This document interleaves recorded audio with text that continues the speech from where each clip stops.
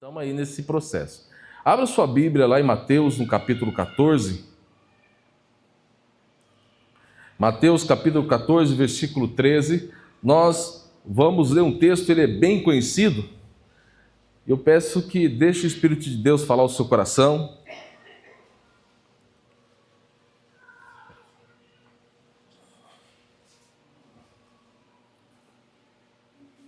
Mateus 14, versículo 13. Nós iremos ler até o versículo 21.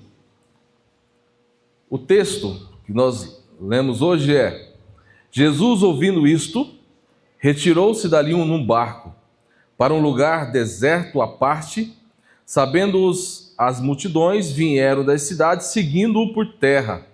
Desembarcando, viu Jesus uma grande multidão, compadeceu-se dela e curou os seus enfermos.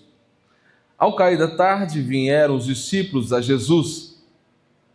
Eles disseram: o lugar é deserto e vai adiantada a hora. Despede, pois, as multidões para que, indo pelas aldeias, comprem para si o que comer. Jesus, porém, lhes disse: não precisam retirar-se, dai-lhes vós mesmos de comer. Mas eles responderam: não temos aqui senão 5 pães e 2 peixinhos. Então ele disse: trazei-mos. E tendo mandado que a multidão se assentasse sobre a relva, tomando os 5 pães e os 2 peixes, erguendo os olhos ao céu, o abençoou. Depois, tendo partido os pães, deu-os aos discípulos e estes às multidões. Todos comeram e se fartaram. E dos pedaços que sobejaram, recolheram ainda 12 cestos cheios. E os que comeram foram cerca de 5.000 homens, além de mulheres e crianças. Amém? Glória a Deus. O fim principal de cada um de nós, o propósito da criação, o propósito de Deus a criar o homem, é para a glória de Deus. O sentido da nossa existência é para a glória de Deus.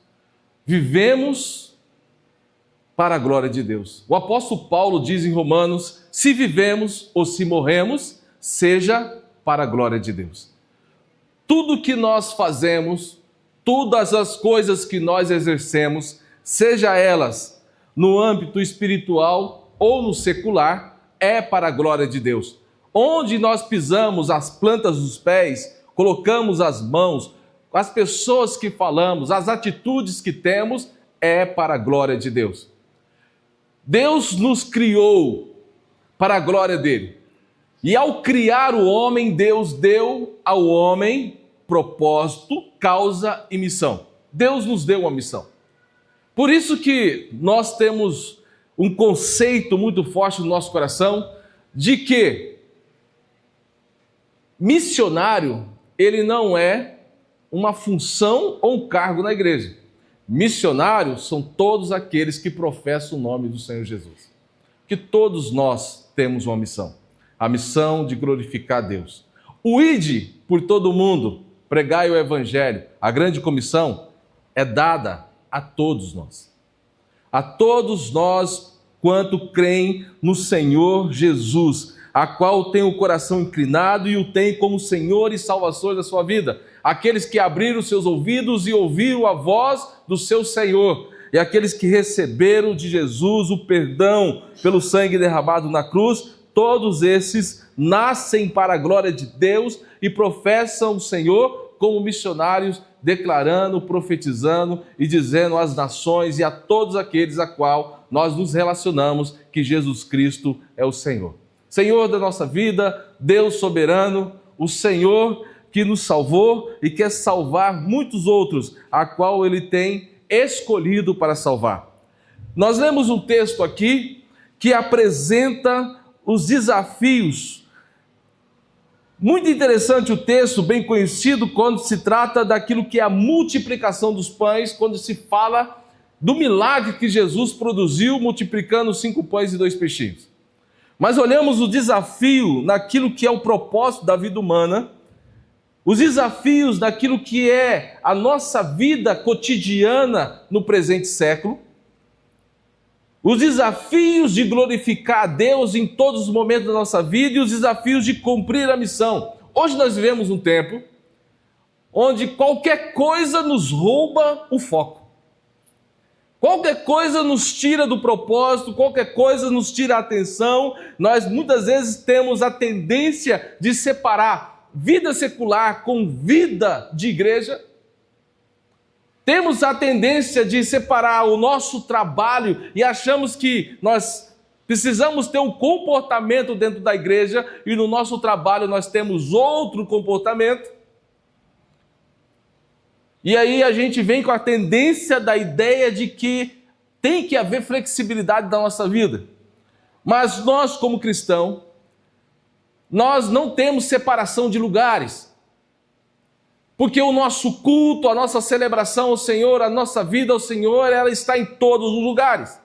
O comportamento não se muda na igreja ou no trabalho. É o mesmo comportamento, a mesma atitude, porque nós somos o Senhor. Então, se vivemos ou se morremos, é para a glória de Deus. Mas o desafio aqui, nós olhamos Jesus, no versículo 13, dizendo, Jesus ouvindo isto, quer dizer que tinha algo que aconteceu anteriormente a esse versículo. Ouvindo o quê? Que Jesus recebe a notícia que seu primo, João Batista, tinha sido decapitado, estava morto. Os discípulos de João Batista veio anunciar essa notícia a Jesus. Jesus já vinha de uma jornada juntamente com seus discípulos, estavam totalmente esgotados, cansados, e Jesus tinha um propósito de descanso. Onde que você vê isso na Bíblia? Lá no texto de João, quando se refere à mesma passagem. E você vai ver que Jesus se retira para descansar. Juntamente com seus discípulos, para ter um tempo, para que eles possam parar, ou até mesmo dialogar entre eles, mas ter um tempo sem multidão, sem demandas e sem pessoas. Mas antes de Jesus ter essa ação de entrar no barco, de passar para outra margem, para procurar esse lugar de descanso, ele recebe uma notícia. A notícia de que João Batista, o seu primo, havia sido decapitado e estava morto. Jesus, ele ouviu isso, entendeu que João cumpriu o seu propósito, porque Jesus fala para os discípulos para que entrasse no barco, e ele entra no barco e vai para outra margem.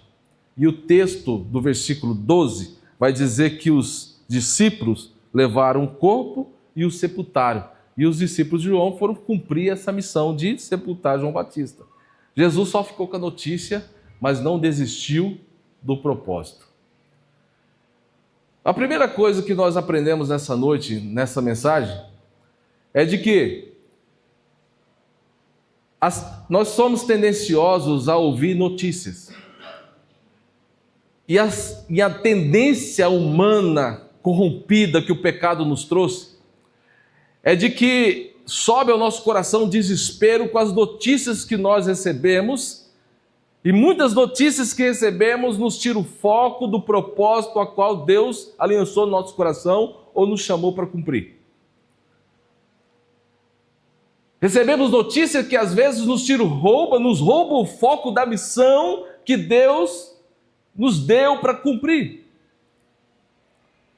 E somos tendenciosos a ficar desesperados. Veja bem, de repente você liga a televisão e você vai falar assim, olha, vai ouvir que a economia, a guerra, as tragédias que estamos presenciando nos dias de hoje, e isso preocupa o nosso coração, isso nos perturba, e nós vamos gastar tempo na semana discutindo, parafraseando com as pessoas, teologando, filosofando a respeito desses acontecimentos, enquanto aquilo que é o propósito, o sentido daquilo que Deus nos direcionou para fazer, fica estagnado, parado, porque nós estamos gastando toda a nossa atenção, força e preocupação naquilo que são as notícias que chegam até nós.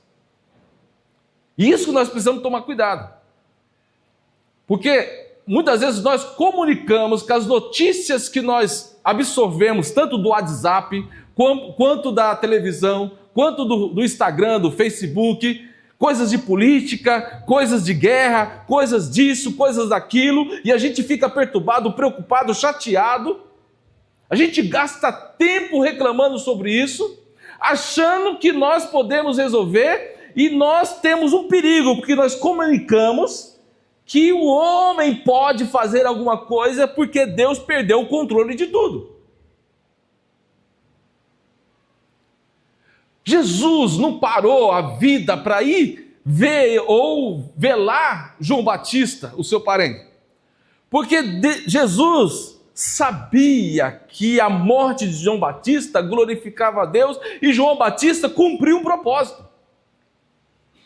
Então tem notícias que vai chegar até nós, que nós vamos entender, olha, está acontecendo isso no Brasil, está acontecendo isso em Israel. Gente, já está escrito, já é um propósito. E Deus não perdeu o controle. Agora eu preciso entender qual que é o propósito de Deus para a minha vida e a minha missão e continuar aquilo que Deus me designou para fazer. E Jesus faz com que? Jesus sobe ao barco e vai continuar a vida, a jornada, que ele já tinha um propósito, e o propósito agora é chegar na outra margem e descansar com os seus discípulos. Mas o texto vai dizer que, desembarcando, viu Jesus uma grande multidão, porque a multidão seguia Jesus. Quando a multidão percebeu que Jesus e os seus discípulos estavam no barco, eles seguiram Jesus. Eles foram atrás de Jesus. E quando Jesus desce a margem, desembarca ali daquele lugar, a multidão ali cercava Jesus, Jesus viu uma grande multidão, e há um detalhe muito interessante. A Bíblia vai falando no versículo 14 que ele se compadeceu delas e curou-as. E curou todos os enfermos que estavam ali. Tem hora para cumprir aquilo que Deus nos chamou para fazer, nós vamos precisar abrir mão do nosso conforto. Às vezes nós precisamos abrir mão da nossa vontade, porque Deus muitas vezes quer nos tirar daquela zona de conforto, daquele ambiente confortável, que muitas vezes nos faz parar e nos não deixa avançar. E quando a gente não avança, a gente não cresce, não amadurece, não se aperfeiçoa naquilo que é a relação com Deus e com o propósito que Ele tem para cada um de nós. Tem coisas no reino de Deus que vai fazer com que nós abramos mão de certas coisas que são nossas, direitos nossos, para poder socorrer outros, para socorrer pessoas. Jesus se compadeceu daquela multidão, porque ele olhou para aquela multidão e viu ovelhas sem pastor, pessoas que tinham demandas da vida, pessoas que tinham necessidades da vida, mas que precisavam de um pastor, que precisavam de cuidado. E uma das coisas que eu entendo na palavra de Deus é que o Senhor levanta eu e você para cumprir um propósito, para Ele ser glorificado, nos chama para essa missão. E nós temos uma missão clara aqui em Pontalina, aonde colocamos a planta dos pés, lá na nossa casa, no seio da família, no encontro da família, na mesa. Nós temos uma missão clara, que é comunicar às pessoas que nós somos Cristo no meio delas. Porque o Cristo está sendo forjado em nós. E nós somos aquele que olha para as pessoas, as suas demandas, as mazelas da sua alma, as feridas da sua alma, e nós podemos ser as respostas para elas daquilo que elas anseiam e precisam receber. Mas se nós não abrirmos mão da nossa zona de conforto, daquilo que nos impede ou nos estagna, nós não avançaremos para comunicar para essas pessoas que nós podemos ser respostas para elas, que aquilo que elas precisam conhecer. Nós estamos vivendo no século 21, num período muito difícil. Nós estamos vivendo um período onde se divide a igreja entre um evangelho banalizado, entre igrejas que estão lutando para permanecer coerentes e fiel ao evangelho de Jesus. Nós olhamos uma sociedade que fechou o coração para a igreja.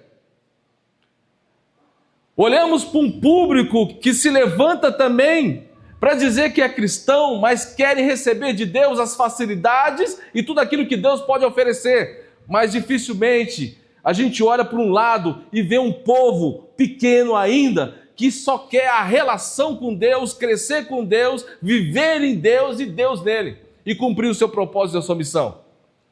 E nós somos o povo que Deus levanta para comunicar a essas pessoas que a resposta de Deus para ela não é as facilidades que elas querem receber. Não são as necessidades que elas apresentam como demandas diante de Deus. Mas a maior necessidade do ser humano, a maior demanda que o ser humano pode ter, o problema da humanidade é o pecado. A necessidade do humano é o perdão do pecado. É a salvação em Cristo Jesus. É apresentar o Cristo ressurreto. É apresentar a cruz. Quando Jesus se compadece daquela multidão, ele vai ao encontro delas e cura os enfermos. E tem muitas pessoas enfermas na sua alma, doentes na sua alma. Mas quando ela se deparar com você, que está alinhado com o propósito de Deus, que pisa com os seus pés, aonde que você estiver, para comunicar a soberania de Deus, elas vão encontrar em você a cruz do Calvário. Ela vai encontrar a resposta para a sua necessidade, para a doença da sua alma, para a angústia do seu coração. Porque vai encontrar em você o Cristo ressurreto. Você é a resposta, você é aquele que se compadece dessa multidão. A Bíblia vai falar que ao cair da tarde, Jesus, naquele ambiente de cura, naquele ambiente onde ele apresentava o reino de Deus. O reino de Deus, ele é comunicado. O reino de Deus não é um estado geográfico. O reino de Deus, ele já e ainda não. Porque ele estará estabelecido na vinda de Jesus, mas o reino de Deus já está aqui. E Jesus define o reino de Deus está em vós. E nós comunicamos o reino de Deus, o reino de Cristo, a partir do momento que apresentamos Cristo em nós. Mas a Bíblia vai falar que ao cair da tarde vieram os discípulos a Jesus e lhe disseram: o lugar é deserto e vai adiantada a hora, despede, pois, as multidões para que, indo pelas aldeias, comprem para si o que comer. Os discípulos conseguiram enxergar a necessidade daquela multidão. Os discípulos conseguiram enxergar o momento onde Jesus agora cura, Jesus ensina, aquela multidão se deleita na presença de Jesus, mas os discípulos param, olham para aquele ambiente, mas entendem e enxergam outra necessidade. A necessidade de quê? Da proteção e da fome. Porque estava ficando tarde e ir embora com segurança, mas também eles precisavam de um ambiente onde eles pudessem se alimentar. Eles olham para isso. Mas Jesus olha de uma maneira diferente, numa perspectiva diferente das dos discípulos, quando Jesus responde para os discípulos dizendo assim: não precisam se retirar-se. Eles não precisam sair daqui para outro lugar. Eles não precisam sair daqui para comprar comida. Dá a vocês mesmo o de comer.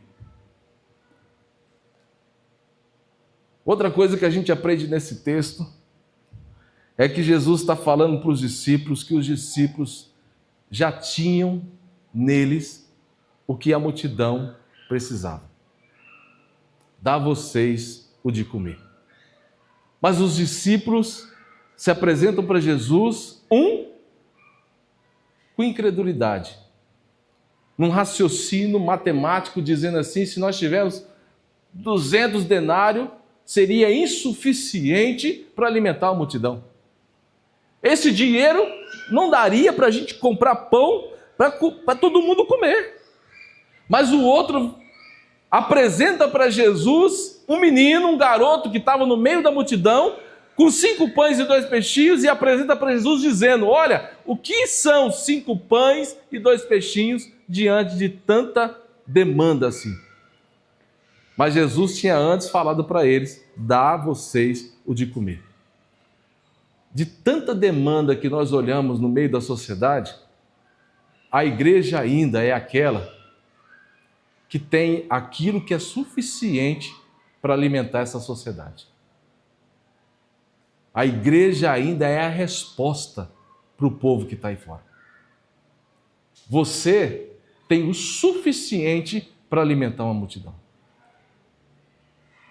Que Jesus está dizendo, que essa multidão precisa, vocês já têm. Se nós olharmos para a nossa vida e compararmos ela com o apóstolo Pedro, quando Pedro, ele entende ali o seu chamado e o propósito da sua existência, quando ele entende a sua missão, e aí depois que Jesus é notícia aos céus, e aí Atos dos Apóstolos vai mostrar o apóstolo Pedro chegando ali na Porta Formosa. Chegando na Porta Formosa, ali naquele ambiente, estava ali um aleijado, pedindo esmola. Pede esmola aos discípulos, e Pedro fala assim: eu não tenho ouro e nem prata, mas o que eu tenho eu te dou, levanta e anda. E o que Pedro tinha era Jesus. Nós temos o pão da vida, nós temos o Senhor dos senhores, nós temos a luz do mundo em nós, nós temos a resposta para essa sociedade, nós temos as respostas para as nações, nós temos aquilo que vai suprir a necessidade das nações, que é Cristo Jesus. Jesus em nós é a esperança da glória. E isso nós precisamos nos apropriar como igreja. E Jesus está dizendo: se apropria disso. Eles não precisam se retirar daqui para resolver as suas demandas, porque essas demandas que vocês estão visualizando, porque aquilo que eles precisam, aquilo que os trouxe até nós, era a necessidade de conhecer o caminho para a salvação, conhecer o Evangelho. Isso eles estão recebendo. Mas se eles têm algo mais, vocês já têm para dar. Irmãos, isso é sério. Porque nós deparamos com pessoas que, às vezes, vivem uma vida cristã, mas quando as demandas aparecem, e elas têm a oportunidade do exercício da fé, de apresentar o Cristo que habita em si, perdem a oportunidade por causa da incredulidade dos seus corações. Porque somam como Filipe e desdenham como André. Porque acham que é insuficiente aquilo que possuem, porque acham que ainda não estão preparados, porque acham que ainda não têm o conhecimento adequado para poder falar ou anunciar, porque acham que não têm autoridade para orar, porque acham que são incapazes de poder dar um passo em direção do outro. Antigamente, na nossa mocidade, na igreja presbiteriana, em Uberlândia, eu sou de São Paulo, vim da igreja presbiteriana de Salto, fui para a segunda igreja presbiteriana de Uberlândia, depois, muitos anos, na quinta igreja presbiteriana. É as igrejas do meu coração. E a mocidade, a nossa mocidade, ela tinha uma paixão. Sexta-feira à noite era o nosso encontro, para sair na rua, para falar para outros jovens que Jesus ama. Uma vez nós tivemos uma ideia de ir para uma boate, na porta de uma boate, lá em Uberlândia. E aí ficava metade da mocidade catando latinha, porque a gente queria fazer um evento na igreja, juntar recursos. Então nós estávamos catando latinha, enquanto os irmãos jogavam latinha, nós catávamos. Tinha os irmãos que iam juntando os sacos de latinha para os presbíteros encher a Kombi e ir embora. Mas enquanto os irmãos estavam na fila, as pessoas estavam na fila para entrar na boate, os irmãos estavam panfletando, conversando com as pessoas, se relacionando e convidando elas para estar no culto domingo.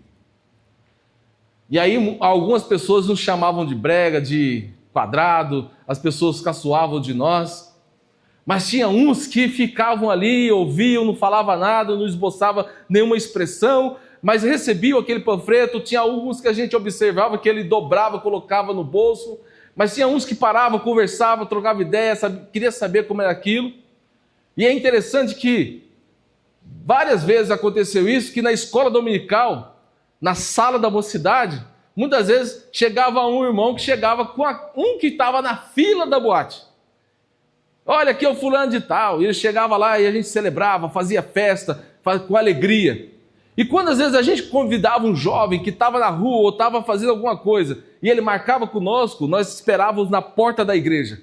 E quando ele chegava na porta da igreja, quando ele chegava para entrar na igreja, a gente fazia festa, a gente gritava, a gente aplaudia, para a pessoa se sentir amada, para entender que aquilo ali é o melhor lugar que ela precisava estar.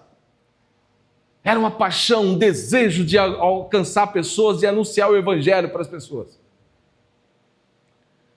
Hoje, a gente não vê muito isso, né? Hoje as pessoas têm medo até de falar que são crentes. Tem pessoas que têm medo, têm vergonha de falar que são de uma certa denominação ou de outra denominação. Eu não estou generalizando, mas eu encontro muitas vezes com pessoas assim, que perdem a oportunidade. Filipe e André aqui no texto, eles tinham uma oportunidade. Uma oportunidade que Pedro lá na frente, em Atos dos Apóstolos, ele se apropriou dela. Eu não tenho ouro nem prata, mas o que eu tenho eu te dou. E tem muita gente que está precisando ouvir isso de nós, dizendo, eu não tenho ouro nem prata, mas o que eu tenho eu te dou. Uma vez, o Labieno, que é o presidente de nossa missão, ele e a Rose estavam em Moçambique, logo após guerra. Estavam em missão junto com a MIAF, que é a missão no interior da África, dos Estados Unidos, e eles estavam sendo liderados por uma igreja dos Estados Unidos que estava liderando a MIAF. E eles estavam locados em Mofala, uma região de Moçambique, e era um sobrado, 2 andares, e eles moravam em cima. E toda vez que eles iam almoçar, eles escutavam o choro da criança chorando, gritando de fome. E aí eles faziam um prato, ia comer, e as pessoas lá embaixo chorando e gritando de fome. E ali eles comiam aquela comida com uma dor e um pesar no coração, uma vontade de abrir a porta e de dar comida para aquelas pessoas. Mas aí ele não sabia como fazer e perguntou para o líder dele. O Labieno perguntou para o líder dele, falando assim, olha, está acontecendo isso onde eu moro e eu estou com vontade de ter essa iniciativa. Aí um camarada ele falou assim, olha, se você for dar comida para esse povo, então você pode arrumar sua mala e ir embora. Porque a gente não veio aqui para dar pão que perece. A gente veio dar aqui o pão da vida. E é isso que eles precisam. Porque a gente não tem pão para alimentar essa multidão. Mas a gente tem Jesus para dar para elas. Porque o dia que você pegar um pedaço de pão e der para matar a fome de um, você vai ter que matar a fome de todos. E o dia que você não tiver o pão, eles vão matar você. Então você vai ter que ir embora. Porque você vai perder a autoridade de falar de Jesus para eles. Aí que veio a ideia de plantar o Pronas em Moçambique.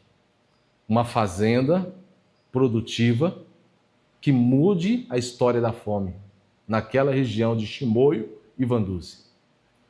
Onde nós apresentamos Jesus e a partir de Jesus eles plantam, colhem e comercializam aquilo que eles fabricam. Mudando a estatística, mudando a história. Não assistencialismo, mas produzindo neles aquilo que nós temos. O que nós temos é o Evangelho. E o que vocês precisam é perdão de pecado. O que vocês precisam é o pão da vida. E a gente foi apresentar o pão da vida para eles. E é isso que a gente tem entendido até hoje. Então tem muita gente que vai querer de você dinheiro, vai querer de você certas coisas, lógico. Se você entender de Deus, você vai fazer o que precisa. Porque Deus vai falar com você e você vai ter a plena convicção que você vai ter que fazer aquilo. Mas nem todos que chegam até nós com fome,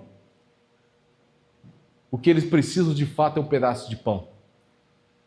Mas o que eles precisam de fato é Jesus. E você tem para dar para ele. Então não negue Jesus para ninguém. Não olhe para você como alguém pequeno demais que tem o insuficiente para alimentar a multidão. Mas você tem tudo que uma pessoa precisa, que é Cristo Jesus. Ele habita em mim e habita em você. E o texto vai dizer que Jesus agora, quando pega, e ele diz, trazei-me, e tendo, no versículo 19, tendo mandado que a multidão se assentasse sobre a relva, tomando os 5 pães e os 2 peixes, erguendo os olhos ao céu, os abençoou. Depois, tendo partido os pães, deu-os aos discípulos e esses a multidões. Todos comeram e se fartaram, e dos pedaços que sobrejaram, recolheram ainda 12 cestos cheios. O impressionante desse texto, que me impressiona, não foi o desprendimento, ou até mesmo a inocência, ou a vontade de repartir do garoto que se levanta e apresenta o que tem. Uma inocência. Diante de tantas pessoas que estavam ali, 5.000 homens, mulher não era contada, e certamente se a gente contar aqui, fizer uma conta, se tinha 5.000 homens, mulheres e crianças, se a gente contar aqui, se cada homem que estava ali fosse casado, tivesse uma família, nós teríamos ali uma mulher e uma criança, seriam 15.000 pessoas. Se a gente fizer essa conta mais ou menos assim. Mas a gente não sabe quanto que tinha, mas era mais de 5.000 pessoas. Então, certamente, um garoto com 5 pães e 2 peixinhos, sentado numa lancheira, que foi ali para ouvir de Jesus, e se levanta, ele poderia fazer a matemática de achar que aquilo era insuficiente para tanta gente. E aí, se intimidar e se retrair e não apresentar aquilo. Mas o detalhe disso não foi esse desprendimento e essa inocência do garoto. Foi o pão e o peixe na mão de Jesus.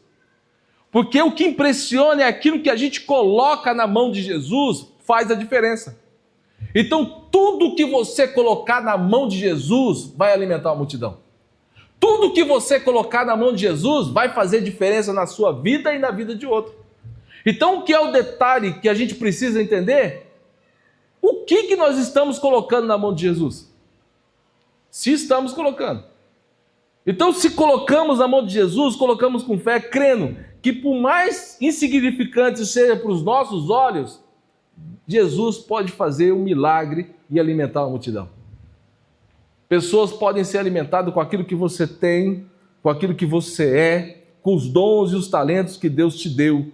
Pessoas podem ser alimentadas. E tudo que você tem, tudo que Deus te deu, na mão de Jesus, pode fazer diferença na vida de muita gente, na vida de uma multidão. E dessa maneira, olhando dentro dessa perspectiva do texto, nós podemos entender que nós estaremos glorificando a Deus. Onde Deus é glorificado? Em toda ação que nós comunicamos a grandeza e a soberania dele. Toda ação que nós comunicamos que nós não temos condições de resolver nada. Nós não resolvemos a crise do país, nós não resolvemos a guerra no Oriente Médio, nós não resolvemos nada disso.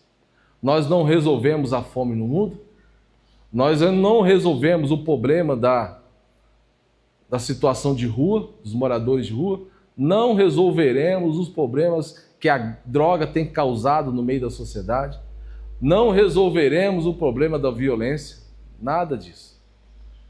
Mas também nós podemos ser resposta para tudo isso, comunicando a soberania e a grandeza de Deus diante de todas as oportunidades que nós temos diante dessas situações.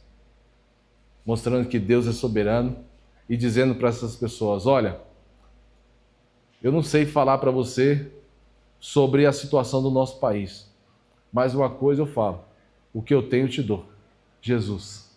Então oremos juntos, que Deus pode reverter a situação que nós estamos vivendo. Oremos juntos, porque Deus pode reverter a situação daquele que está na rua. Oremos juntos, porque Deus pode reverter a situação daquele que está nas drogas. Mas quando a gente faz isso, Deus nos dá uma missão. E a gente precisa estar sensível para a voz de Deus para entender o nosso papel nessa missão. Qual que será a nossa ação? Qual será a nossa participação de tudo isso?